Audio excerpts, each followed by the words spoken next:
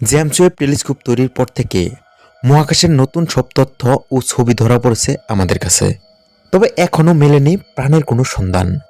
তবে আগামী ২০ বছরের মধ্যে মহাবিশ্বের কোনো গ্রহে প্রাণের সন্ধান মিলতে পারে বলে আশা প্রকাশ করেছেন বিজ্ঞানীরা।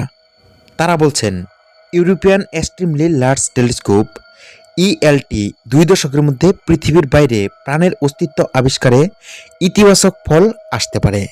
সম্প্রতি প্রক্সিমা সেঞ্চুরি বির মতো বাসযোগ্য গ্রহের সন্ধান মেলার পর আশাবাদী হয়ে উঠেছেন বিজ্ঞানীরা।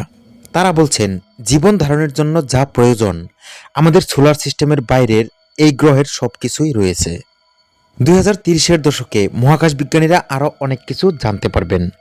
তারা এসব গ্রহ নিয়ে গবেষণা করছেন।